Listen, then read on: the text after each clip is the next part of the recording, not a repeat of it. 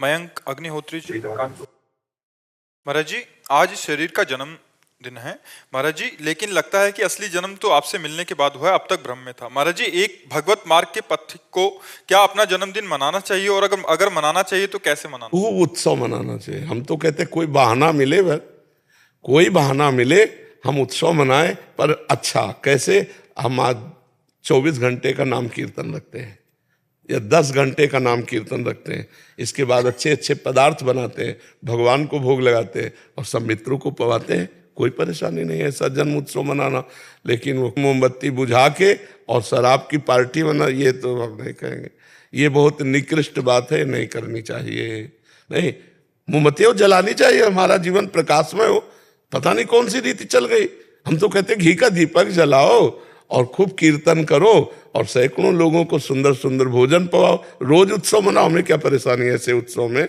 लेकिन ये शराब बांटना और ये सब ये चीजें ना करो, ठीक है? आप उत्सव मनाओ तो ऐसे मनाओ जैसे आप मना रहे हो। वृंदावन आए, बिहारी जी के दर्शन किए, बिहारी जी को मीठा लेकर भोग लगाओ, सबको बांट दो। ये है जन्मोत्सव मनाना, कोई परेशानी नहीं जन्मोत्सव मनाने में। लेकिन महाराज जी, बच्चे तो नहीं मानते ये सब चीजें। माता का पिता का अधिकार है बच्चों को ऐसे बनावें, सात्विक विनयी बनावें, क्योंकि आप ही उनके गुरु हैं, पहले गुरु हैं। वो कार्य मत करने दो जो बच्चों को आगे जा करके गलत मार्ग का पथिक बना दे। अब बच्चे कह रहे हैं शराब पीना है, हमें ऐसे उत्सव मनाना है, कदापि सहयोग मत करो। हम कह रहे छोटे से सुधारोगे तो बिरवा बड़ा बनेगा तो अच्छा हो जाएगा, और छोटे से अगर नहीं सुधारा तो फिर टेढ़ा मेढ़ा होगा। तो ऐसे ही माँ पिता को चाहिए, प्रथम गुरु हैं, अपने बच्चों को ऐसी शिक्षा दे वो व्यसन और दुर्व्यवहार और दुराचार इससे बच जाएं। इससे बच जाएं तब तुम्हारी पूजा करेंगे। और अगर उद्दंडता उनकी बढ़ती चली गई तो किसी दिन वो आप पर प्रहार कर देंगे। देखो नहीं, समाचार सुनो, माता पिता के साथ कैसा बच्चे व्यवहार कर रहे हैं, पशु की तरह व्यवहार कर रहे हैं। उस समय उसे देवता की तरह स्नान कराना, वस्त्र पहनाना, भोजन पवाना। जो बूढ़े हैं उनकी देवता की तरह आराधना करनी चाहिए। तो बच्चों को इतना खुली छूट नहीं देनी चाहिए, छोटे से उनको शासन में रखना चाहिए। तो अभी जो हमारी नई पीढ़ी है ये गिर रही है, मोबाइल का संयोग और गलत बच्चों का संयोग, तो बॉयफ्रेंड गर्लफ्रेंड और गंदे गंदे आचरण और गंदे गंदे नशा। नई नई बच्चियां, एक बच्ची यहाँ रो रो के चिल्ला चिल्ला के कह रही थी, तो ये तो हमारे कभी दिमाग में नहीं थी कि बच्चियां भी नशा करती। जी आजकल ज्यादा है। अच्छा, हमें तो था कि बच्चे ही उद्दंड होते हैं। फैशन बन गया है, जो ना करे उसे बोलते हैं कि तू नहीं हमारी कैटेगरी से बाहर हो। उसे बाहर रहना चाहिए कैटेगरी से।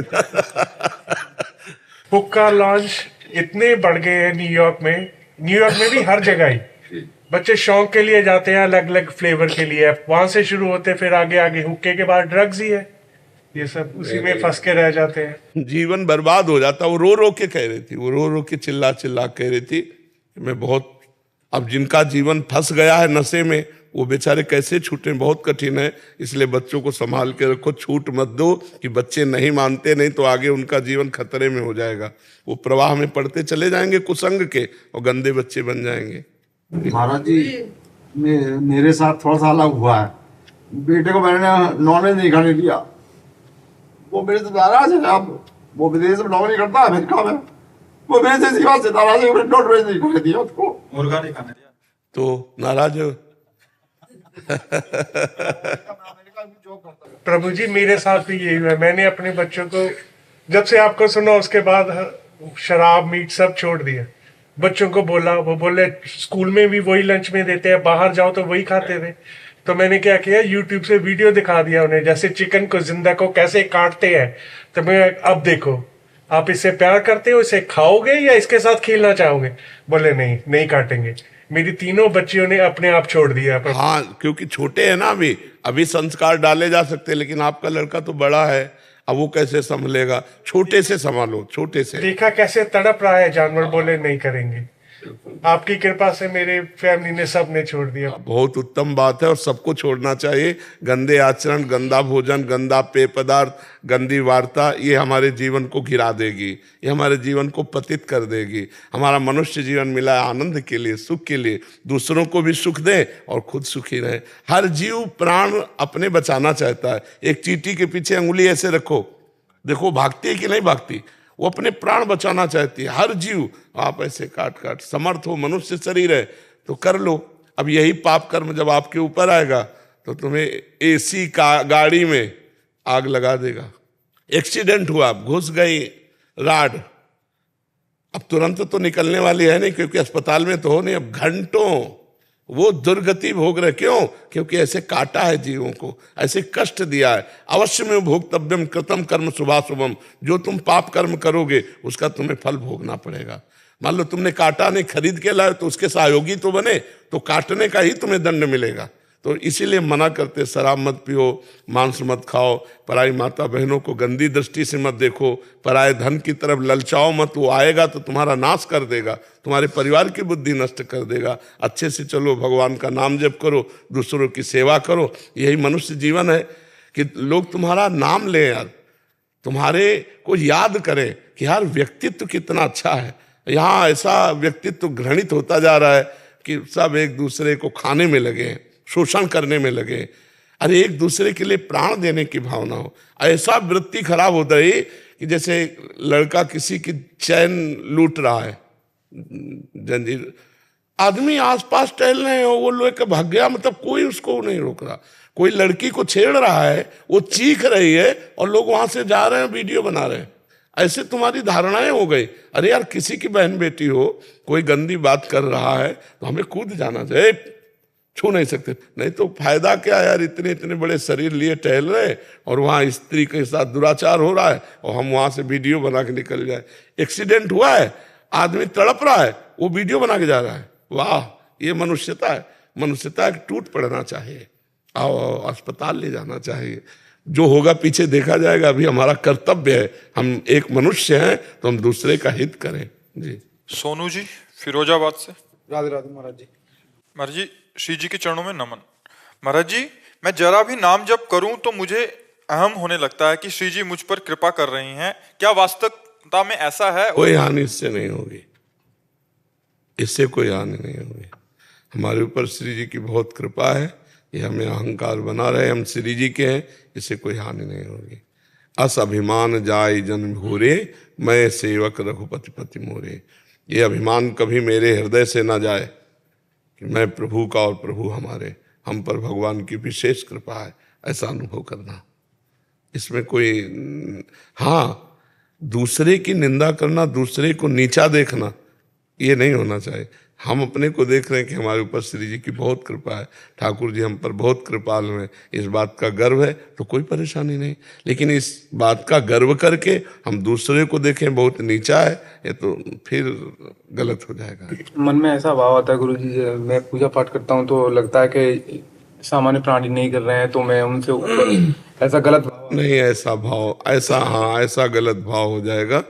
नहीं, सामान्य कोई नहीं है, सब भगवान के स्वरूप हैं, सबके ऊपर भगवान की कृपा है। हमारे ऊपर विशेष है, हम सेवा में लगे, तो हम किसी की निंदा करेंगे, किसी से अपने आप को मिलाएंगे, गुण देखेंगे, दोष देखेंगे तो हम भ्रष्ट हो जाएंगे, फिर पतित हो जाएंगे, फिर आपकी पूजा पाठ छूट जाएगी, फिर ठीक नहीं रहेगा। और इसको संभालो। जब दूसरों के प्रति भाव जाए तो सब भगवान के स्वरूप। सिय राम में सब जग जानी, करो प्रणाम जोरी जुग पानी। और अपनी सेवा भजन में लगे रहो। और अहंकार हमें तो लगता ही नहीं कि किस बात का करें। एक रोम अगर हमारा गिर जाए तो दोबारा हम लगा नहीं सकते, कुछ नहीं कर सकते यार। कर सकते हैं तो पाप पुण्य कर सकते हैं, ये दो ही कार्य हैं, और कुछ नहीं कर सकते। नया कर्म की छूट मिली, इसके लिए कुछ नहीं कर, क्या अभिमान करें। ये भगवान ने जैसा बना दिया जिसको वैसा वो है, तो हम थोड़ा विवेक का विस्तार करें। इतनी छोटी छोटी बातों को लेकर अहंकार करेंगे तो अभी तुम क्या पूजा करते हो? कुछ नहीं करते हो। रात दिन पूजा में लगे हुए हैं, ऐसे भी है, पूजा के सिवा कुछ है। तो उनको देखो तब तुम्हें लगेगा। नीचे क्यों देखते हो? ऊपर देखो। ऐसे ऐसे भजनानंदी, ऐसे ऐसे त्यागी, ऐसे ऐसे भगवान को, उनके सामने हम क्या हैं? भगवान ने कृपा की, 2 घंटा पूजा कर ली, इतना ही कर पाते होगे। रामायण का पाठ करता हूँ। और कितनी रामायण का पाठ करते हो? कितनी देर? 24 चौपाई पढ़ता हूँ। हाँ, तो सुबह से लेकर 12 बजे तक बाल कांड और अयोध्या कांड एक साथ पाठ। एक साथ बालकांड और अयोध्या कांड दोनों का एक साथ तब लघु शंका जाना। हम ये इसलिए तुम्हें बताएं तुम्हारे अभिमान को दबा डालने के लिए कि अगर पाठ में बैठ गए सुबह से 4 बजे से तो लघु शंका तभी उठेगी जब बालकांड और अयोध्या कांड दोनों पूर्व और सबसे बड़े कांड है, सबसे बड़े कांड है। और ऐसा नहीं कि ऐसे जल्दी जल्दी जल्दी नहीं, आराम से। तो अभी साधना देखी कहाँ है तुमने? साधना भी कहाँ देखी? भगवान के लिए अभी अर्पण कहाँ हुआ है जीवन? तो ये हम इसलिए कह रहे तुम समझो और अपने मन को समझाओ कि यार कुछ नहीं हो तुम, तो अहंकार ऐसे हो जाएगा। अगर समझो, अगर नीचे देखोगे तो गड़बड़ हो जाएगी, ऊपर देखो वो इतना भजन करते हैं, हमारा भजन क्या है उनके आगे, तो अहंकार डाउन हो जाएगा। समझ रहे ना जी? प्रिंस जी हैदराबाद से। शेयर राधे राधे महाराज जी। महाराज जी, मेरा सवाल मेरे जैसे हजारों युवाओं के लिए है। हम हैदराबाद में रहते हैं, मल्टीनेशनल कंपनी में जॉब करते हैं। हमारा काम इंटरनेट और सोशल मीडिया से बुरी चीज़ों को हटाना है, लेकिन प्रभु जी हमें काम के दौरान कई सारी चीज़ें देखनी पड़ती हैं, जैसे व्यभिचार, गलत सामानों की खरीदारी, बिक्री, मृत शरीर। तो मन वैसी भावना में लिप्त हो जाता है। प्रभु जी मार्गदर्शन। भाई ये बात नहीं होनी चाहिए। ये बात तो ठीक है जो आप कर रहे हो, लेकिन भावना में लिप्त नहीं होना चाहिए। जो जैसी भावना आई तो उसी भावना में लिप्त हो गए तो फिर हम तो दोषी हो जाएंगे। हम चले थे वहां हटाने, आ गया हमारे हृदय में, तब तो बहुत गड़बड़ हो गया। मोबाइल में बना रहता तो हमारे हृदय में नहीं आया तो बढ़िया बात है, लेकिन मोबाइल से हटा दिया और हृदय में आ गए तो बहुत नजदीक आ गया, वो तो खतरा हो गया, वो तो गंदी बात हो गई। इसको सुधारने के लिए नाम जप है। जितना नाम जप करोगे तो जित संग दोषा, चाहे जो दोष हो उसमें कोई छोटे छोटे भाव में इतनी दम है कि विकार नहीं आने देंगे। हम भगवत भाव में आ जाए तो विकार कैसे आए? ये खेल है, उसको ज्यादा महत्व थोड़ी देते हैं। उसको डिलीट कर दिया, उसको अपने दिमाग में नहीं आने दिया। पर ये तभी कला आएगी जब नाम जप होगा। तो हम जब तक भगवत भावना में नहीं आएंगे, नीच क्रियाओं को नीच क्रियाएं मानेंगे तो हमारे दिमाग में वो दोष पैदा कर देंगे। तो हमें लगता है अगर नाम जप करो और केवल अपनी सेवा मानकर वो कार्य करो और उस पर सुख बुद्धि न करो। डिलीट करते समय सुख बुद्धि तुम्हारे मन में है, देखते समय वो तुम्हारे मन में आ जाएगी, और मन में आ जाएगी तो बड़ा खतरा है। काम करने जा रहे हो अच्छा और वो बुरी चीजें मन में आ गई तो आप भी उनका प्रैक्टिकल करना चाहोगे, फिर तो भारी अपराध बन जाएगा, नहीं बन जाएगा। इसलिए बहुत सावधान रहिए जी। मुकुंद कुमार जी बिहार से। राधे राधे गुरु जी। राधे राधे महाराज जी। महाराज जी, प्रारब्ध के अंतर्गत क्या क्या चीजें आती हैं तथा हमें मेहनत किस ओर ज्यादा करनी चाहिए? सेवा, भजन, नाम जप, या जो लोगों के लिए उनकी दैनिक कर्म निर्धारित हैं उसमें? जो दैनिक कर्म निर्धारित है उसको सेवा मानो और नाम जप करो। गृहस्थ आदमी के लिए आसन में बैठकर जप करने का ज्यादा विधान या भगवत सेवा का 8 पहर का विधान करना असंभव है, क्योंकि उसको बहुत से धर्मों का पालन करना है। वो किसी का भाई है, किसी का पति है, किसी का पुत्र है, वो अपने धर्मों के पालन को ही भगवान की सेवा बना ले, कुछ मिनट निकाले जिससे ठाकुर सेवा कर ले। और समस्त कर्तव्य, किसानी, व्यापार, नौकरी, ये सब कर्तव्य कर्म है। कर्तव्य कर्म को भगवान की पूजा माने और भगवान का नाम स्मरण करते हुए कर्तव्य करे। मामनिस्मर युद्ध च, भगवान ने अर्जुन को कहा सर्वदा सर्वकालेषु मामनिस्मर युद्ध च। सब काल में, सब समय में हर क्रिया करते हुए मेरा स्मरण करना। वहाँ युद्ध कर्तव्य कर्म है, यहाँ व्यापार, नौकरी, डॉक्टर, मास्टर जो हो अपने कर्तव्य का पालन करे। प्रातः सायं थोड़ा समय निकाल ले ठाकुर सेवा के लिए। और जो प्रारब्ध कर्म है ये अव्यक्त है, इसको कोई नहीं जानता विधाता के सिवा। अब क्या होने वाला है ये तो विधाता जानता है, जिसने विधान रचा हुआ है। हमको पुरुषार्थ पर ध्यान देना चाहिए। प्रारब्ध क्या है ये हम निर्णय नहीं जान सकते। तो हम अगर पुरुषार्थ मंगल में करेंगे तो हमारा अशुभ प्रारब्ध अगर होगा तो आएगा, तो नष्ट तो नहीं होगा पर बहुत कम होकर आएगा और हमको सहने की सामर्थ्य मिलेगी। इसलिए अध्यात्म ही एक ऐसा है जो हमको प्रारब्ध से सहने से युक्त कर देता है। नहीं सहना बहुत कठिन होता है। ऐसे ऐसे अमंगल में प्रारब्ध है हमारे द्वारा किए हुए कर्म कि जब उनका भोग आता है तो हम परास्त हो जाते हैं। परास्त न होना यही अध्यात्म का बल है। कि वो हर परिस्थिति को सहता हुआ भगवान का मंगलमय स्मरण करता हुआ इस माया से पार हो जाता है। पर प्रारब्ध का निर्णय करना बड़ा कठिन है, क्योंकि वो अव्यक्त से है। अब हम जा रहे हैं, किसी आदमी को जरा सा धक्का लग गया, उस पीट दिया। अब इसे हम क्रियमाण कहें या प्रारब्ध कहें? अब इसे निर्णय करना केवल विधाता के द्वारा है कि ये हमारा धक्का लगना क्रियमाण हुआ और उसका मारना प्रारब्ध हुआ या क्रियमाण। तो ये विधान तो सुनो भरत भावी प्रबल, बिलख कहो मुनिनाथ, हानि लाभ जीवन मरण जस अपजस विधि हाथ। ये विधाता के हाथ में है कि क्या प्रारब्ध है और क्या नवीन कर्म बना। अब हम जा रहे हैं, हमारी गाड़ी साइड में आराम से खड़ी है और कोई आके उसे ठोक देता है। अब हमारा इसमें कोई दोष नहीं है और हमें नुकसान पहुंच जाता है, हमारी गाड़ी को नुकसान पहुंच जाता है। अब इसे प्रारब्ध कहे या क्रियमाण कहे, बहुत सूक्ष्म विषय कर्मों का है, इसीलिए इसे भगवान पे छोड़ते हैं और अपना कर्तव्य कर्म जो सामने है। अब हम नवीन कर्म को दोष युक्त ना होने दे, ये हमारी बुद्धिमानी है कि अब जो हम कर्म कर रहे हैं उसमें पाप आचरण ना होने पाए, क्योंकि प्रारब्ध कर्म का निर्णय करना बड़ा सूक्ष्म है और वो अव्यक्त है प्रारब्ध, और क्रियमाण व्यक्त है और ये हमारे पुरुषार्थ के अधीन है। तो इसलिए हम खूब नाम जप करें, परोपकार की भावना करें, माता पिता इन सबको भगवत भाव से पूजे, इनकी सेवा करे और अपने कर्तव्य कर्म को भगवान को अर्पित कर दे। इसी से भगवत प्राप्ति हो जाएगी। समझ पा रहे हो आप? जी। ब्रजमोहन जी मथुरा से। जी राधे राधे महाराज जी। महाराज जी, आप कह रहे हैं कि आपने राधा बाबा का संग किया है और प्रत्येक रविवार परिक्रमा में जाते थे, और एक बार इनको एक अनुभव हुआ, एक राधा बाबा के आसपास नील प्रकाश दिखाई दिया। वो अनुभव बहुत दिनों तक चला और पूज्य बाबा जी से इन्होंने पूछा तो उन्होंने कहा कि आप धन्य हैं, आपको श्री कृष्ण के दर्शन हुए हैं। बट समय के साथ वो अनुभव कम होता गया। फिर इन्होंने बहुत सारे विद्वानों से पूछा तो उन्होंने अलग अलग संतुष्टिजनक जवाब नहीं दिए। और ये गलत हुआ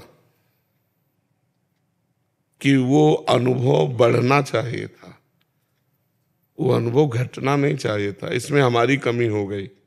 हमसे कोई प्रापंचिक कार्य बन गए, अपराध बन गया, भगवत चिंतन छूटा। नहीं तो एक बार साक्षात्कार का मतलब है वो दिन प्रतिदिन गाढ़ होता चला जाए और भगवदाकार वृत्ति आ जाए।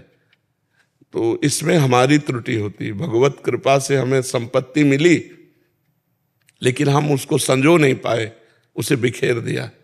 तो इसको पुनः सावधान होकर के अगर स्मरण में लगो तो फिर आ सकती है, क्योंकि एक बार रास्ता बन गया ना तो फिर नेत्रों में वो झलकने लगता है। ऐसी स्थिति फिर आ जाती है कि ना काहू सो बोलिबो ना कोई व्यवहार, बस अपनी कुंवर किशोरी को जियत निहार निहार। जब अगर वो, तो फिर आपको एकदम अंतर्मुख हो जाना चाहिए था। अब आप बहिर्मुख प्रपंचात कार्यों में ऐसे अतीत तो हुई नहीं, प्रपंचातीत, तो वो बिखर गया। वो असत्य नहीं था, क्योंकि संत महापुरुषों के पास भगवान रहते हैं। नाम बाणी जहाँ श्याम श्यामा तहाँ, नाम बाणी सुनत श्याम श्यामा सुबस, नाम बाणी निकट श्याम श्यामा प्रगट। तो पूज्य बाबा तो नाम बाणी में ही डूबे हुए थे, तो अगर उनके पास झलक दिखाई दी श्याम सुंदर की तो सत्य थी, वो कोई कल्पना नहीं थी। पर हम संजो नहीं पाए। समझ पा रहे हैं आप? हम संजो नहीं पाए।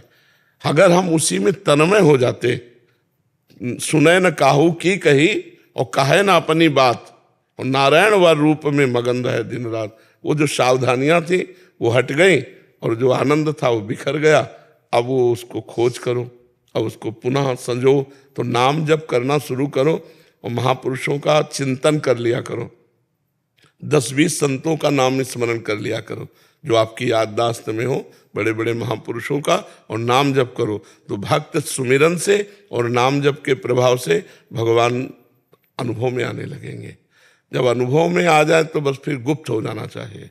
शांत गंभीर, प्रपंच के कार्यों से विरत, छठदमशील विरत बहुकर्मा, निरत निरंतर सज्जन धर्मा। बहुत प्रपंच के फिर कार्य नहीं करने चाहिए, नहीं उसमें फैलाव हो जाता है। और आपकी अवस्था भी ऐसी है कि अब प्रपंच के कार्यों से निवृत्ति ले लीजिए और आंतरिक साधन में लगिए। क्या कहना चाहते हैं? मैंने अपनी समझ से कोई प्रपंच नहीं किया कभी भी जी। लेकिन मेरी नौकरी इस तरह की थी कि उसमें जो कुछ हुआ हो वो चीज अलग है। जी ये जो मेरे साथ अनुभव हुआ ये 29 साल की उम्र में हुआ मेरे साथ। जी। और अब तक तो गाढ़ स्थिति हो जानी चाहिए प्रभु।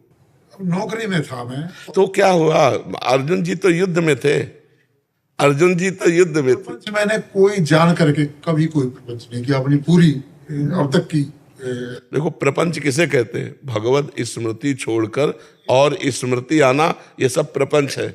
ये सब मायाकृत संसारा, जितना भी संसार है, अगर भगवत इस एक बार हम इतने महासुंदर प्रभु की झलक पाई और विस्मरण के गर्त में चली जाए तो कहीं ना कहीं प्रपंच है ना। आप प्रपंच का मतलब सोचते हो ब्रह्मा जी के द्वारा रचे हुए जितने ये सब है, ये सब प्रपंच ही है। इसमें जहां प्रभु से अलग होकर वृत्ति जा रही वो सब प्रपंच के अंतर्गत ही है। अगर हम उस वृत्ति को संजोते तो आज हम गाढ़ स्थिति में होते। महात्मा जनों को देखो, मान लो राधा बाबा को देखा, आप देखते हैं बाबा की, आप देखो मुद्रा हर समय क्या है, पूरा मनोयोग से भगवान के चिंतन में लगे। इससे अवस्था का कोई खेल नहीं है। सुखदेव जी तो 16 वर्ष की अवस्था के, और बड़े बड़े हजार वर्ष के, 10 हजार वर्ष की साधना करने वाले सब ऋषि खड़े हो गए उनको देखकर। तो अवस्थागत ये नहीं है, इसका चिंतन जितना गाढ़ किया जाए तो आप संभाल लो। अभी तो आयु है ही है, जय मिनट भगवान जिंदा रखे। प्रभु की वही रूप माधुरी आपकी भावना में तो होगी ना, और उसी का चिंतन करो, नाम जप करो। समझ में आया आपको? नाम जप करो, उसी से बात बन जाएगी। समाधान मिला कि नहीं मिला? डॉक्टर निर्भय सिंह यादव जी, जयपुर से। जी महाराज जी राधे राधे। महाराज जी, क्या गुरु की आज्ञा के बगैर किसी शिष्य को गुरु बनाना चाहिए, और यदि शिष्य गुरु अवज्ञा करके गुरु बनना चाहिए? ऐसा मतलब गुरु ने आज्ञा नहीं दी, गुरु नहीं बनना चाहिए, नहीं तो अपराधी माना जाएगा। क्योंकि जो हमें गुरु जी ने मंत्र दिया है, जो हमें नाम दिया है, वो हम तभी उपदेश दे सकते हैं दूसरे को जब गुरु आज्ञा हो। अगर गुरु आज्ञा है कि जाओ आप दीक्षा दो, तो हम दीक्षा दे सकते हैं। हमारी स्थिति हो या ना हो, हम गुरु आज्ञा का पालन करते हैं। और गुरु आज्ञा नहीं की तो चाहे जितनी बड़ी ऊंची स्थिति हो, यदि वो दीक्षा देने लगेगा तो भ्रष्ट हो जाएगा, गिर जाएगा। अधिकार नहीं है। मंत्र, गुरु प्रदत्त मंत्र में किसी को उपदेश देने का अधिकार तभी है जब आचार्य या गुरु आदेश कर दे कि जाओ आप दीक्षा दो जा करके, अन्यथा नहीं, वो भ्रष्ट हो जाएगा, वो गिर जाएगा। अधिकार ही नहीं देने का। जब गुरु मंत्र दिया जाता है तो कहा जाता है ये मंत्र आज के बाद उच्चारण मत करना मुख से जोर से, अंदर ही अंदर जपना, कोई सुन ना पावे। ये आदेश होता है कि कोई सुन ना पावे दूसरा, तो दूसरे को सुनाने का मतलब दीक्षा देना। तो इसके लिए आदेश लो जाकर उनसे। अगर वो आदेश नहीं देते हैं और आप मंत्र देते हैं तो आप अपने से खाली हो जाएंगे, भ्रष्ट हो जाएंगे, पतित हो जाएंगे। लेकिन वो साधना कर रहे हैं, नाम जप खूब कर रहे हैं, खूब दौड़ लगा रहे हो, दिशा गलत है तो बिहारी जी इधर है, आराम से जाओ, मिल जाएंगे। राधा वल्लभ जी इधर है, और छठी कला की तरफ बहुत दौड़ लगा रहे हो। गुरु आज्ञा तज करे ज्ञान, यह अधर्म यह समान, कानून निष्कन में रहे। अगर गुरुदेव कह दिए कि ऐसा करो और वो नहीं आप कर रहे, अपने मनमानी कर रहे, तो आप दौड़ रहे हो। केवल बहुत चलने वाला वीर थोड़ी कहलाता है। लक्ष्य तो गुरु कृपा से प्राप्त होता है। समझ पा रहे हैं आप? लक्ष्य की प्राप्ति, दौड़ना दिखाई देगा लेकिन लक्ष्य की प्राप्ति नहीं, क्योंकि दिशा अलग हो गई। गुरु की आज्ञा में चलने से इस मार्ग की पूर्णता होती है। मोक्ष मूलम गुरु कृपा, गुरु कृपा ही केवलम। अगर गुरु कृपा का आश्रय नहीं लिए तो मनमानी आचरण से अध्यात्म पर वीरता के द्वारा विजय नहीं प्राप्ति की जा सकती। इसमें दैन्यता के द्वारा, अधीनता के द्वारा विजय प्राप्ति की जाती है। ध्यान रखना, अध्यात्म में वीरता के द्वारा नहीं की जाती। इसमें तो सुनेरी मैंने निर्बल के बलराम, अपबल, तपबल और बाहुबल, चौथो बल है दाम, सूर किशोर कृपाते सब बल हारे को हरिनाम, सुनेरी मैंने निर्बल के बल। ये थोड़ी कि बहुत माला चला रहे तो आपको वैकुंठे मिल जाएगा। अपराध हो जाए तो नहीं मिलेगा, ये गुरुद्रोह माना जाएगा। हाँ, गुरुदेव की मुस्कुराकर अनुमति है तो हमारी सामर्थ्य ना होने पर भी जगत का भी कल्याण होगा, हमारा भी कल्याण होगा। क्योंकि हम गुरु आज्ञा से, हम तो कुछ नहीं, यंत्र है। गुरुदेव ने कहा जो मंत्र दिया हम दूसरे को दे रहे। कल्याण करने वाले आचार्य हैं, गुरुदेव हैं, इष्ट है। हम तो एक निमित्त मात्र हैं, हम तो एक पोस्टमैन है। उन्होंने दिया, उनको दे दिया, हमारा काम खत्म। वो जाने, इष्ट जाने, किशोरी जी जाने और वो जाने।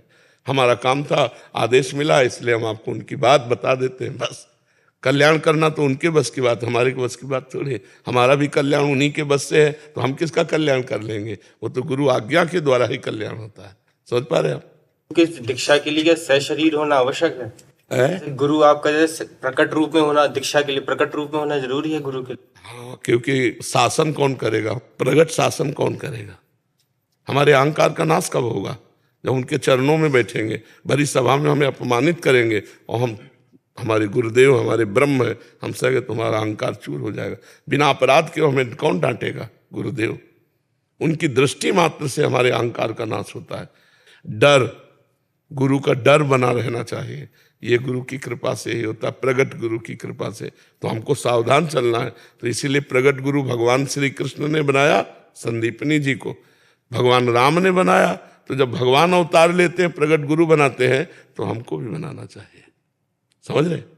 गायत्री उपाध्याय जी। दादा वल्लभ श्री हरिवंश। श्री हरिवंश महाराज जी मैं आपसे शरणागत हूँ। मेरा प्रश्न राधा सुधा निधि के श्लोक से है। महाराज जी इन्होंने एक श्लोक लिखा है, राधा केली कलासु साक्षिणी कदा वृंदावने पावने, वो वाला। इसमें कह रहे हैं कि श्री राधा जी के कलापूर्ण केली विहार के साक्षी प्रकट रूप से अद्भुत श्रृंगार रस से परिपूर्ण पावन श्री वृंदावन में एकमात्र प्रेम में उन्मत्त होकर कब रहूंगा। महाराज जी इसमें ये इनका भाव है कि महाराज जी इस श्लोक में आचार्य श्री हित हरिवंश महाप्रभु जी ने शरीर रहते हुए सहचरी वपु की कामना की है। महाराज जी ऐसी स्थिति गुरु कृपा से ही प्राप्त होती है। महाराज जी लिए क्या करें आप? महाराज जी मैंने आपको ही प्रिय प्रीतम इष्ट और आचार्य सब कुछ आपको ही माना है। मुख बरनत हरिवंश चित्त नाम हरिवंश रति, मन सुमिरन हरिवंश ये जो कृपा हरिवंश की। पहला कृपा का, सब जीवन सो प्रीति रीत निवाहत आपनी, श्रवण कथन परतीति ये जो कृपा हरिवंश की। एक एक क्रम से चलोगे ना तो आप वहीं पहुंच जाओगे जहां कह रहे हैं। आखिरी बीच में आता है, निरखत नित्य विहार पुलकित तन रोमावली, आनंद नयन सुधार ये जो कृपा हरिवंश। निरख रहे कुंज रंध्रों से प्रिया प्रीतम की लीला को और रुदन कर रहे हैं, आनंद से रोना आ रहा है, भूमि में लौट रहे। ये सब तब आएगा जब पहली सीढ़ी है, मुख बरनत हरिवंश चित्त नाम हरिवंश रति, मन सुमिरन हरिवंश ये जो कृपा हरिवंश की।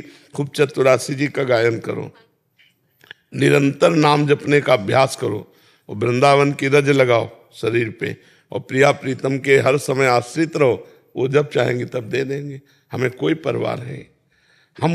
हमें परवाह है कि हमारा एक भी मिनट उनके स्मरण के बिना न जाए। आगे का जो भाव देना है वो तो उनको देना है, वो दे या ना दे। हमको केवल ये देखना है कि हमारा कोई मिनट विस्मरण में न जाए। हरिवंश नाम बिसरे न छिन, श्री हरिवंश सहाय बल। अगर नाम नहीं छूटा तो हरिवंश जी सहायता करेंगे और हम देह भाव से रहित होकर सहचरी रूप में हम प्रिया प्रीतम की सेवा में होंगे। निरखने का ही नहीं, लीला में प्रवेश पाने का अधिकार प्राप्त हो जाएगा। खूब नाम जप करो, जो शरणागत मंत्र मिला है उसे खूब अंदर अंदर जपो पवित्र अवस्था में। जी कृष्ण अग्रवाल जी ऑस्ट्रेलिया से। राधे राधे गुरु जी। महाराज जी मेरी माता जी सिख धर्म से है, मेरे पिताजी हिंदू धर्म से। महाराज जी ये कह रहे हैं कि इनको कृष्ण नाम भी प्रिय है और अपने वाहिगुरु जी का भी नाम प्रिय है। अभी दोनों में इनको सुख शांति और शक्ति प्राप्त होती है। तो ये किसी एक मार्ग पे चले या ऐसे ही चलते रहे अभी? सुबह वाहिगुरु वाहिगुरु, शाम के जय श्री कृष्ण। और क्या, माता पिता दोनों की बात हो गई।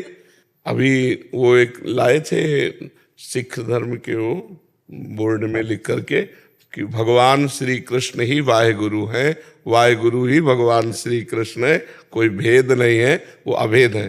तो यदि हम वाहिगुरु कह रहे हैं तो श्री कृष्ण कह रहे हैं, श्री कृष्ण कह रहे हैं तो वाहिगुरु कह रहे हैं, कोई अंतर नहीं है। समझ रहे बच्चा? खूब जो प्रिय लगे जिस समय। एक दूध की रबड़ी बनती है, उसी दूध की बर्फी बनती है। जब मनावे बर्फी छाने, जब मनावे रबड़ी छाने, है तो दूध है नहीं? तो बस ऐसे एक वही परब्रह्म परमात्मा कृष्ण नामधारी, वही परब्रह्म परमात्मा वाहिगुरु, कोई अंतर नहीं, वो एक ही बात है। संध्या जी। राधा वल्लभ श्री हरिवंश। श्री हरिवंश महाराज जी आपके चरणों में कोटि कोटि प्रणाम। हे गुरुदेव, आपके द्वारा बताए गए मार्ग से आज विश्व में बहुत सारे लोग चलने का प्रयास कर रहे हैं, पर जो राधा कृष्ण को इष्ट मान के वात्सल्य या अन्य किसी भाव से चल रहे हैं और गुरु आपको मान लिया है, तो देह त्याग के बाद वो कहाँ जाएंगे? क्योंकि निकुंज जहां भावना की है, जहां भावना की है वहीं जाएंगे। जैसे सरकार के बहुत से रोड हैं, तो जिस रोड पे गाड़ी चलाओगे उसी लक्ष्य पे पहुंचोगे, है तो सरकारी। ऐसे ही गुरु के ही द्वारा दिए हुए मार्ग है। अगर आपको ठाकुर जी से वात्सल्य है तो आप वात्सल्य के क्षेत्र में पहुंचेंगे, आपको गोपी भाव तो गोपी भाव के क्षेत्र में पहुंचेंगे। गुरु मान लिया है, नाम जप कर रहे हैं, उसके प्रताप से जो भाव करोगे, जाकी रही भावना जैसी प्रभु मूर्ति देखी तिन तैसी, वैसे अनुभव होने लगेगा। भगवान तो एक ही है, जैसे यमुना जी तो एक ही है, घाट बहुतेरे। कोई विश्राम घाट पसंद करता नहाना, कोई जुगल घाट, कोई केसी घाट, लेकिन नहाओगे तो यमुना जी ही। ऐसे चाहे दास्य भाव से, सख्य भाव से, वात्सल्य भाव से, गोपी भाव से, सहचरी भाव से उसी परमात्मा को दुलार किया जाता है। तो जब हम भाव से, तो भगवान उसी भाव का दर्शन करा देंगे जी। साधना के विषय में महाराज जी, कौन सी साधना, किस मार्ग की साधना? राम जी के उपासक हैं हम लोग। हाँ, तो राम जी की उपासना के लिए उठते बैठते चलते फिरते खाते पीते यदि राम राम राम राम राम नाम चल रहा है निरंतर, तो इससे बढ़कर कोई साधना नहीं है। ये कलिकाल मलायतन मन कर देख विचार, श्री रघुनाथ नाम बिन नाहिन आन आधार। गोस्वामी तुलसीदास जी कहते हैं, राम राम राम जी जब लग्न जपी है, तौलो तू कहूँ जाए तिहूँ ताप तपी है। अगर भगवान का नाम नहीं जप कर रहे और कोई साधना हो रही, तो इस कलकाल में सिद्धि प्राप्त होने वाली नहीं है।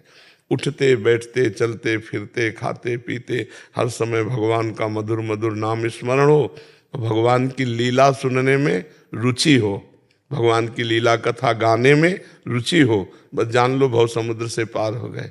भगवान की कथा सुनने में रुचि हो और भगवान के नाम जप में रुचि हो बस। और कहीं ठाकुर सेवा विराजमान है, तब तो फिर क्या कहना है।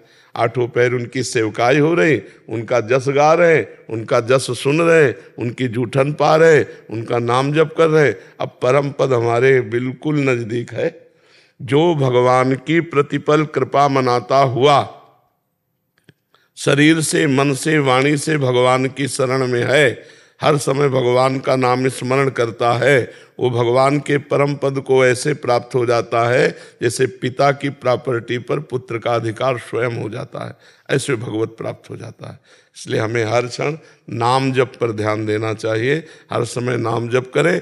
और नियम बना के, जैसे अफीम खाए बिना नहीं रह सकता, ऐसे भगवान की चर्चा किए और सुने बिना हम नहीं रह सकते। रोज का नियम होना चाहिए, घंटा 2 घंटा भगवान के लीला चरित्रों का गायन करके भगवान को सुनाए, और जहाँ लीला चरित्र होते हों वहाँ जाकर बैठकर दैन्य भाव से भगवान की कथा सुने। देखो, भगवान शंकर पूर्ण है, लेकिन वो भी काकभूषुंड जी की सभा में हंस बनकर जाते हैं और भगवान श्री सियाराम जी के पावन चरित्र को सुनते हैं। कोई भी महापुरुष भगवान की कथा सुने बिना प्रेमी नहीं हो जाता। भगवान की लीला कथा में इतना स्वाद, इतना आकर्षण है कि जो मन विषयाकार है वो भगवदाकार हो जाता है।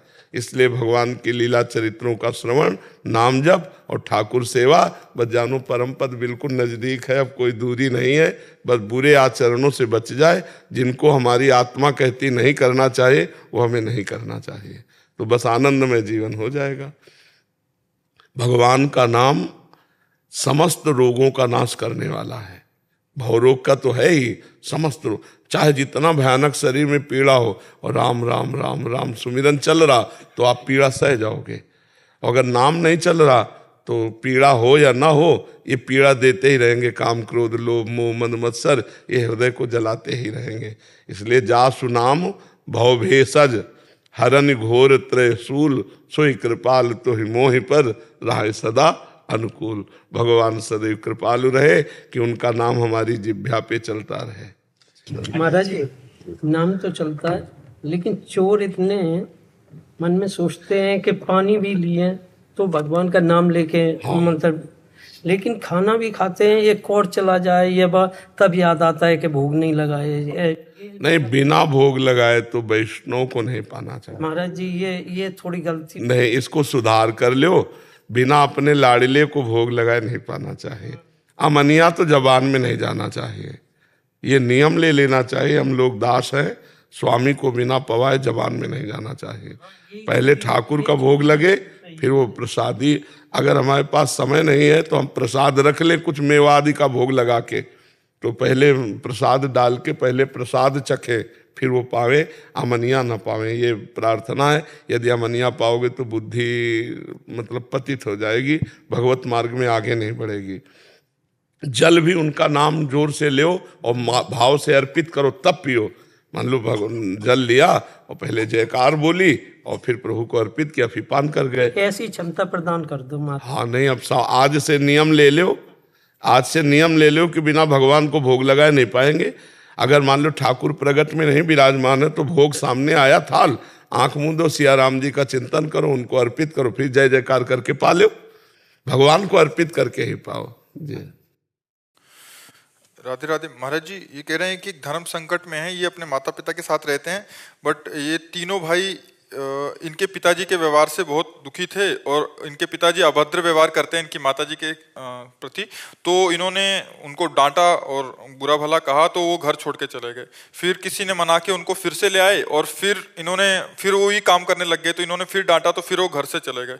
तो महाराज जी कह रहे हैं जिसका आरोप मुझ पे लगा है कि अभी आपकी वजह से पिताजी चले गए, महाराज जी पाप लगने से बच सकूं अभी, या मेरे से गलती हुई है, अब पिताजी बढ़िया है, कह दो संन्यास ले लो। तुम जवान जवान लड़के हो गए, अम्मा को मारे ना, कह रहे बहुत गंदी गंदी गालियां और अभद्र व्यवहार माता के साथ कर। अरे माँ है, अब ठीक है आपकी पत्नी है तो आप थोड़ा दो चार शब्द कभी कड़ुए बोल दिए, कोई बात बिगड़ गई।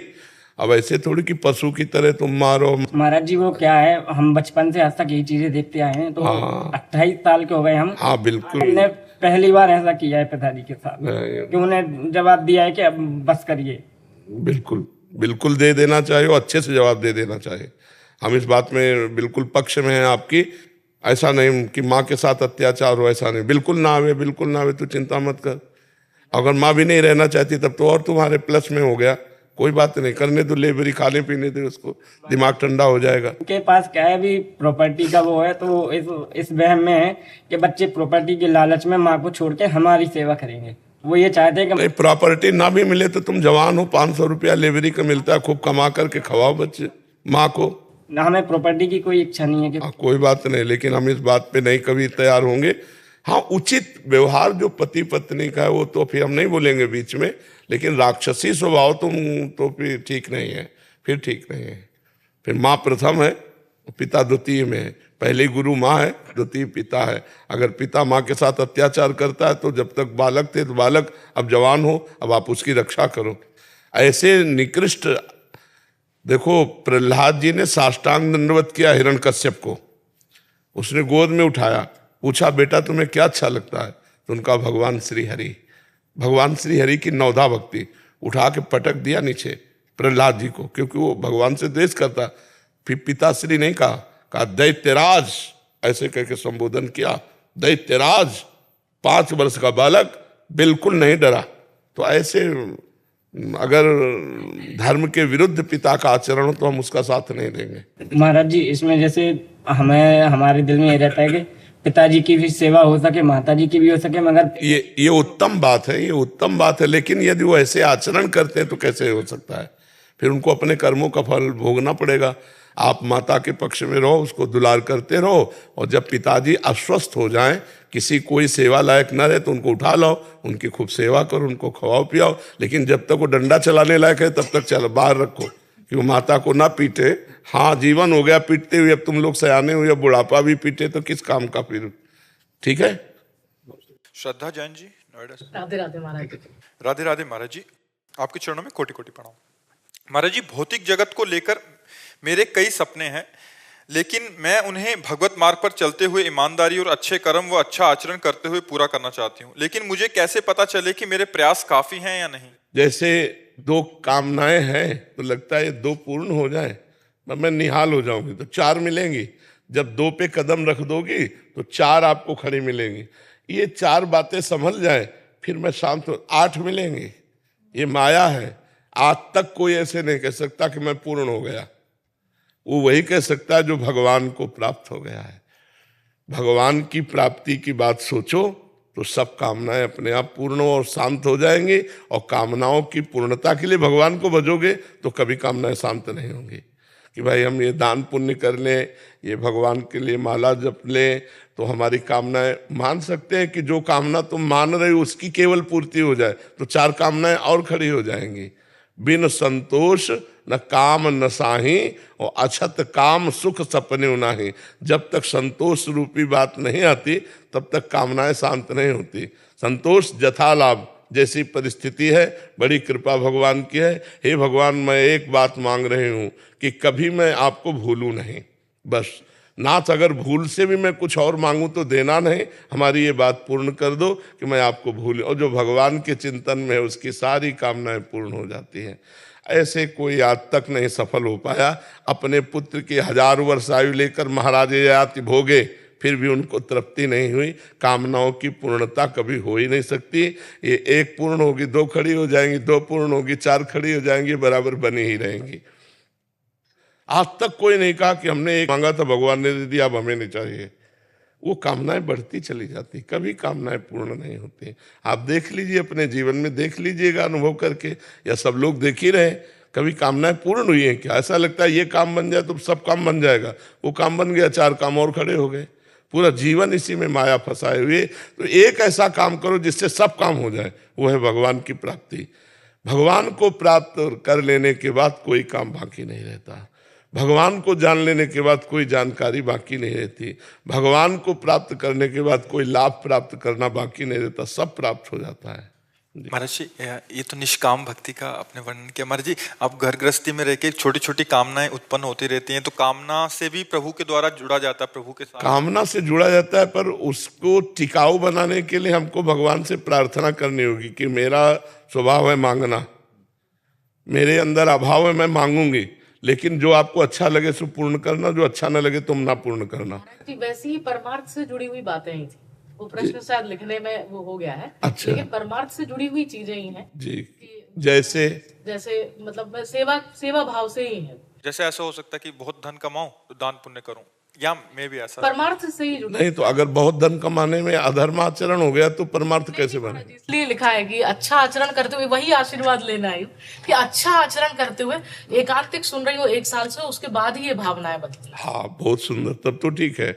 धर्म पूर्वक कमाए हुए धन से दूसरों के अभाव स्थिति में सेवा करना। कोई भूखा है, कोई सर्दी से पीड़ित है, कोई बीमार से शरीर युक्त है, तो हम उसकी सेवा करें, ये तो उत्तम बात है, ये बात ठीक है। और ये कामनाएं भगवान जरूर पूर्ण करते हैं, क्योंकि आप परोपकार की भावना है ना, तो परोपकार की भावना भगवान जल्दी सुन लेते हैं। स्वार्थ की भावना और परोपकार की भावना में बड़ा अंतर है।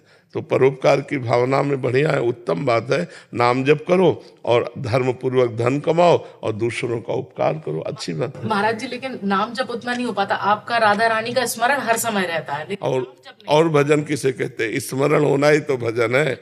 यस्य स्मरण मात्रेण जन्म संसार बंधनात् विमुच्यते नमस्तस्मै विष्णवे प्रविष्णवे। जिनका सतत स्मरण हो रहा है, चाहे वो संत हो, भगवंत हो, चाहे गुरु हो, चाहे इष्ट हो, तो एक ही चीज है। संसार के चिंतन से हमारा मन हट करके भगवान और भक्त का चिंतन करने लगे, यही बड़ी बात है जी। दीपिका ठक्कर जी, महाराज जी, आपका एकांतिक वार्तालाप सुनती हूँ और मुझे मेरे मन में काफी प्रश्नों का हल भी मिला है। महाराज जी, मेरा प्रश्न ये है कि मुझे छोटी छोटी बातों पर बहुत गुस्सा आता है। जैसे मंदिर, गुरुद्वारे आदि तीर्थ स्थानों पर जाती हूँ, वहां अगर दर्शन करते समय किसी का धक्का लग जाए या कोई मेरे से आगे निकल कर दर्शन कर ले तो मेरे मन में गुस्सा आ जाता है। मुझे पता है कि ये बात गलत है, भगवान के स्थान पर सब भगवान रूपी संगत होती है, पर मैं अपने मन को उस समय कंट्रोल नहीं कर पाती और गुस्सा कर देती हूँ। नहीं, गुस्सा आना और गुस्सा प्रकट करना, इन दो में थोड़ा अंतराय होना चाहिए। प्रकट तो नहीं करती, मतलब मैं सामने नहीं बोलती। तो कोई बात नहीं, वो मन है, मन में प्रतिकूलता सहन करने की सामर्थ्य नहीं है। अगर नाम जप किया जाए तो प्रतिकूलता सहने की सामर्थ्य आ जाएगी। नाम जपत आई सब सोई, देव सुबुद्धि कृपा करि मोई, पोई सुगुन माला रचो। अगर हम नाम जप करें तो हमारे अंदर इतना विवेक जागृत हो जाएगा कि छोटी छोटी बातों में क्या, बड़ी से बड़ी अपमान और प्रतिकूलता की परिस्थिति में भी हम विवेक के द्वारा अपने को बचा लेंगे, क्रोध नहीं करेंगे। क्रोध करने से दूसरे की हानि नहीं होती, अपना ही पुण्य क्षय होता है, अपनी ही मन की आनंद शांति नष्ट होती है। तो हमें लगता है क्रोध क्यों करें, अगर कोई हमें धक्का दे देता है, हमसे आगे निकल जाता है, हम धैर्यपूर्वक खड़े रहें, हम थोड़ा सह लें। ये तो बढ़िया बात है जो आपने कहा, सब संगत भगवत स्वरूप है। तो हम ये जब इतना ज्ञान रखते हैं तो हमें सहन करना चाहिए, और अगर अंदर क्रोध आ जाए तो भी उसे बाहर व्यक्त नहीं करना चाहिए, वो अपने आप क्षीण हो जाएगा। अंदर आए हुए क्रोध से विशेष हानि नहीं, जब तक वो क्रिया रूप में परिणित ना हो जाए। तो अंदर ही अंदर वो बात खत्म हो गई, ना उसका पाप लगेगा और ना कोई नवीन कर्म बना। लेकिन अंदर आया और हमने क्रिया कर दी, अब वो अपराध बन जाएगा। इसलिए सावधान रहे। अगर क्रोध को विवेक के द्वारा शांत कर पाए तो बहुत अच्छा है, न शांत कर पाए तो क्रिया रूप में ना आने दें, उसे अंदर ही अंदर वो अपने आप थोड़ी देर रहेगा, फिर शांत हो जाएगा। और जिस समय क्रोध आए उस समय नाम जप जरूर करना चाहिए, क्योंकि क्रोध को अग्नि कहा गया है और नाम जप बड़ा शीतल जल की तरह उसे शांत कर देगा। काम क्रोधादि अग्नियां हैं, यदि भगवान नाम लिया जाए, प्रियाजू का नाम लिया जाए, श्री जी के चरणों का चिंतन किया जाए तो निश्चित शांति प्राप्त हो जाएगी। श्री जी के चरण बड़े शीतल हैं। श्री लालजू महाराज भी अपने हृदय के प्रेम अग्नि को शांत करने के लिए लाडली जी के चरण हृदय में विराजमान करते। वृंदावनेश्वरी तवैव पदारविंदम प्रेमामृतैक मकरंद रसौघ पूर्णम हृदयर्पितम मधुपते स्मरतापमुग्रम निर्वापयत परम शीतलमाश्रयामि। श्री वृंदावनेश्वरी जी के चरणारविंद क्या है, परम शीतल हैं। तो हम लाडली जी के गोरे चरणारविंद का चिंतन करें, राधा राधा राधा ऐसा नाम लेने लगे, क्रोध अपने आप शांत हो जाएगा।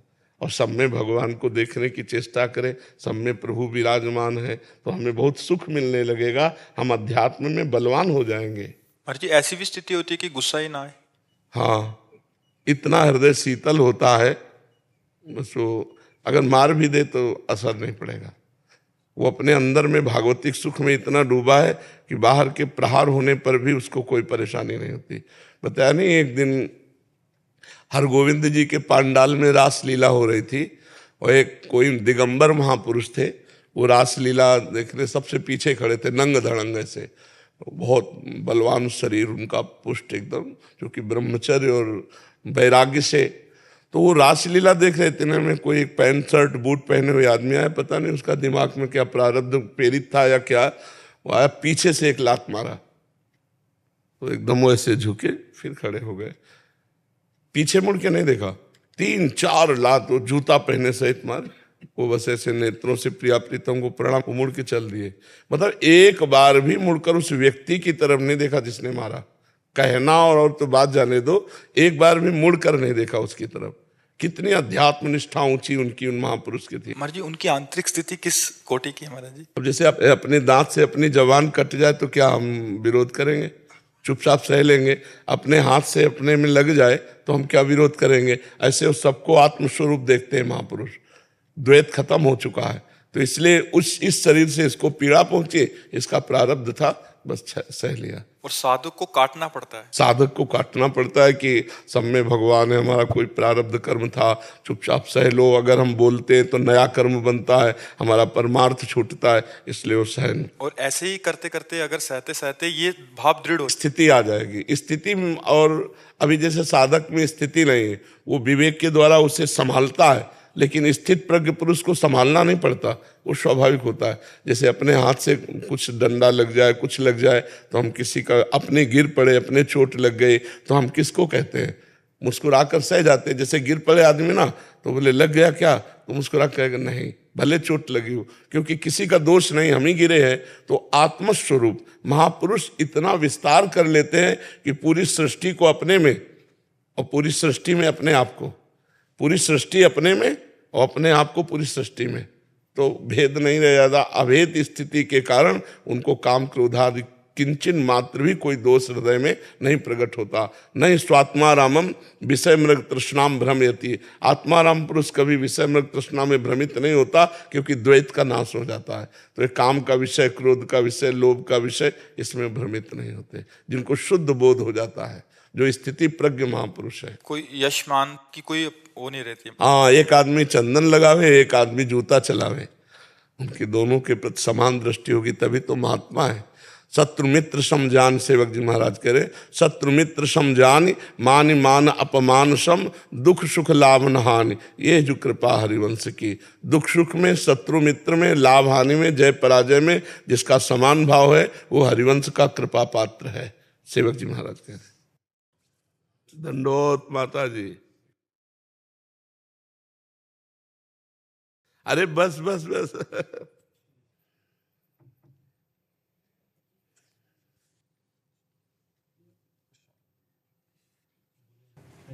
दो शब्द बोलना चाह रहे हैं। जी जी जी, बोलो बोलो माता जी। ये वो दर है यहाँ आने से तकदीरें बदलती है, यहाँ पर सर झुकाने से उलझने भी सुलझती है।